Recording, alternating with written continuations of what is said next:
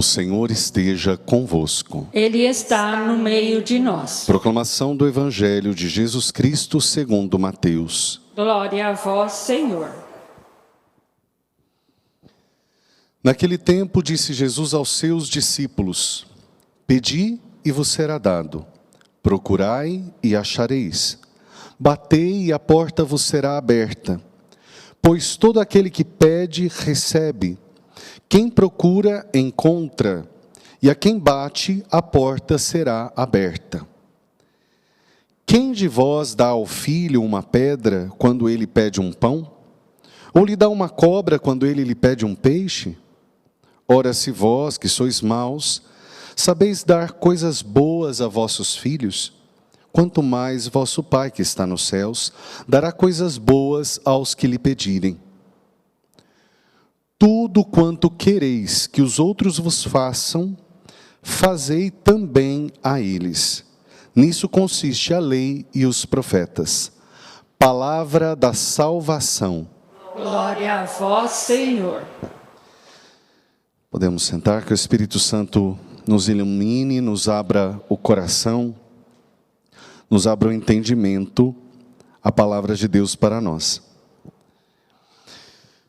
Quando a gente lê o Evangelho de hoje, lembrando que toda a liturgia desse tempo quaresmal vai nos aprofundando nos contextos que a palavra nos propõe, que a igreja nos propõe para vivenciarmos bem a quaresma. Na quarta-feira de cinzas a gente ouviu falar bastante de práticas quaresmais, né? Que seriam a esmola, o jejum, a penitência, a oração. E a igreja vai, aos poucos, pela palavra também nos orientando sobre o sentido de cada coisa. E hoje nós vemos o sentido da oração, tanto através da rainha Esther, que faz uma intercessão pelo seu povo, quanto através do ensinamento de Jesus sobre a oração.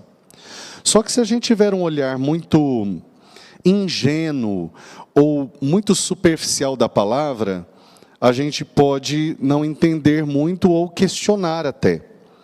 Porque quando a gente ouve, pedi vos será dado, procurai e achareis, batei e a porta vos será aberta, todo aquele que pede recebe, quem procura encontra, quem bate a porta será aberta, quem daria ao filho uma pedra se ele pedir um pão, quem daria uma cobra se pedir um peixe? E aí fala que Deus é bom, então se a gente quer mal dar aos nossos filhos o melhor, coisas boas, Deus também vai dar coisas boas. Se a gente lê a primeira parte, a gente fica assim, bom, Deus então nos dá tudo que a gente pede. E outra coisa, Deus nos dá o que a gente pede. Porque está aparecendo isso. Pedi-vos será dado, procurai e achareis. E se você pedir um pão, não vai ganhar uma pedra. Só que a gente precisa ver o que a palavra continua dizendo. Se vocês, sendo maus, sabeis dar coisas boas a vossos filhos, vosso Pai mais ainda vai dar coisas boas aos que lhe pedirem. Então vamos entender. Nós sim devemos, podemos e queremos e vamos, claro, pedir o que a gente quer. Mas se a gente reza o Pai Nosso, se a gente realmente acredita que a vontade de Deus é o melhor para nós, nós vamos acreditar que Deus vai dar se for bom. Porque está dizendo a palavra que Ele vai dar coisas boas. Não está dizendo que Ele vai dar tudo que se pede. É complicado porque parece que na nossa intenção, quando a gente reza e Deus não atende, na nossa maneira de compreender, é como se Ele não estivesse ouvindo nossa oração. Mas nós precisamos entender o que é ouvir a oração. Diz a palavra em diversos contextos, nos Salmos, desde o Antigo Testamento, se tinha consciência de que Deus está perto da pessoa que o invoca, de que Ele não é indiferente à nossa dor. Agora, o como Ele responde. Padre, mas então o que adianta rezar se Deus vai responder do jeito que Ele quer? Então é só deixar acontecer. Não. A oração me aproxima mais daquilo que Deus quer. Sem a oração, simplesmente as coisas podem acontecer como a vida quer, como o inimigo quer. Não só o inimigo, o demônio, né, o inimigo de Deus, o inimigo de todos nós, mas também os nossos inimigos, ou as pessoas que podem querer fazer mal, e assim por diante. A oração nos aproxima da vontade de Deus, que é o melhor para nós. E na verdade a oração nos faz adequar os nossos sentimentos, pensamentos e vontade à vontade de Deus, para o nosso bem. Na verdade, se a gente parar para pensar, quanto mais a gente reza, mais o nosso sentimento e pensamento se aproxima daquilo que Deus quer. Por isso que São Paulo fala que a gente não sabe rezar como pedir o que convém. Então o Espírito vem auxílio à nossa fraqueza. Isso a gente fala, quem participa de grupos de oração, a gente fala sobre isso. Inclusive, uma das maneiras do Espírito vir em auxílio à nossa fraqueza é com gemidos inefáveis, com o dom da oração em línguas. Uma maneira de rezar, que é o Espírito rezando em nós e pedindo o que nós não sabemos pedir. Mas quanto mais a gente se aproxima de Deus, a vontade de Deus fica mais clara. É quando Maria, que não entendeu todas as coisas, mas chegou uma hora que ela falou: eis aqui a serva do Senhor, faça-se a sua vontade.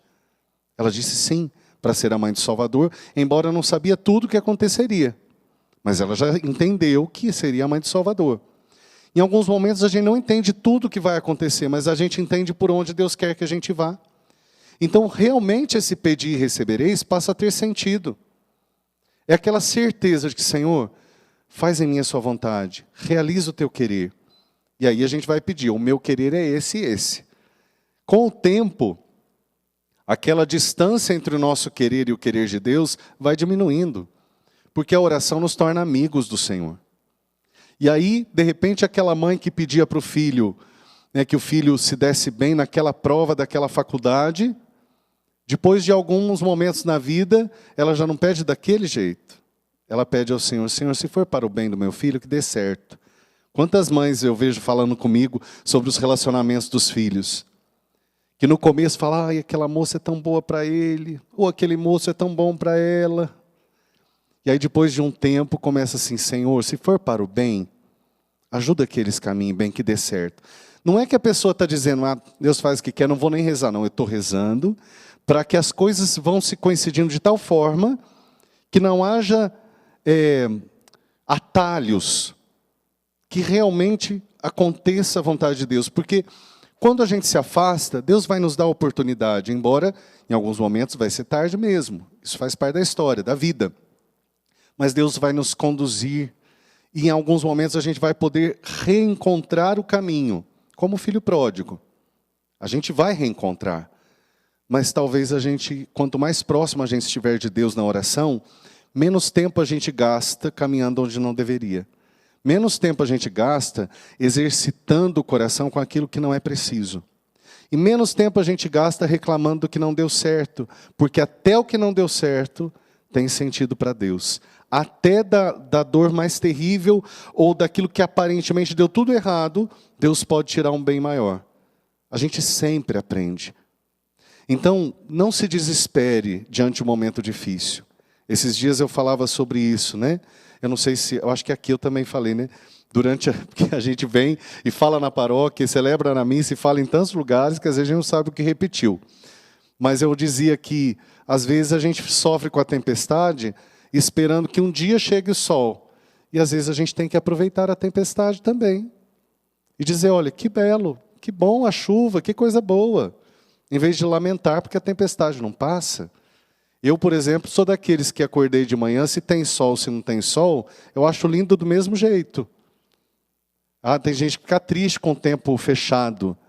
Faz parte da vida, faz parte da história.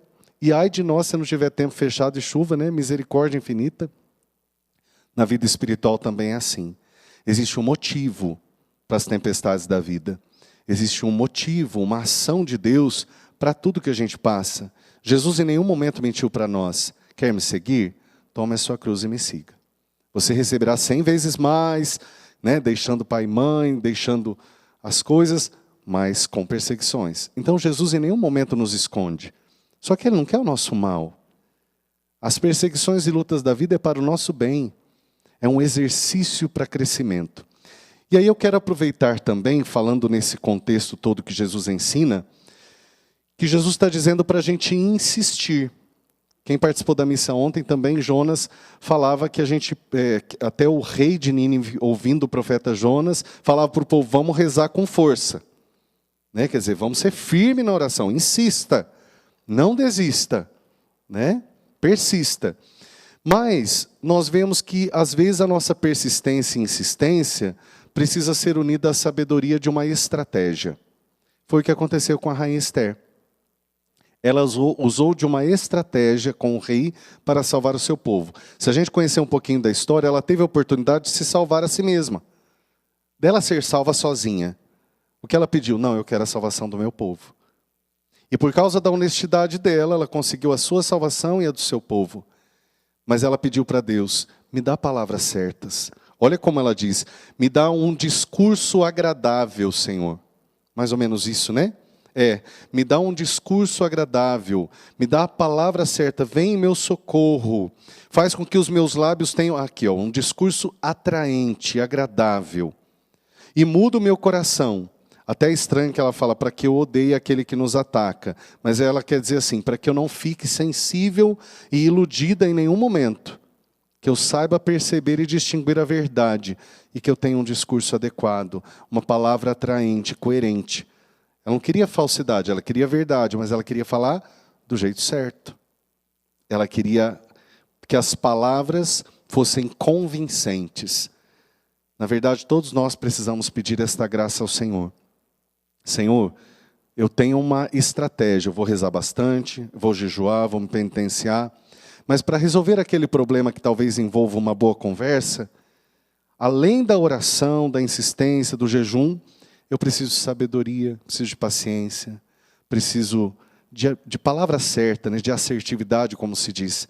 Então que a gente peça ao Senhor a sabedoria, a perseverança e um coração realmente confiante na sua providência, sabendo que Ele nunca nos vai dar, nunca vai deixar de nos oferecer aquilo que é coisa boa para nós.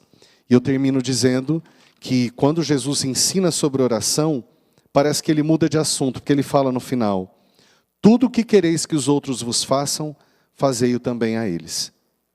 Ele não está mudando de assunto, Ele só está dizendo que a oração tem que combinar com a nossa atitude. Louvado seja nosso Senhor Jesus Cristo. Para sempre seja louvado.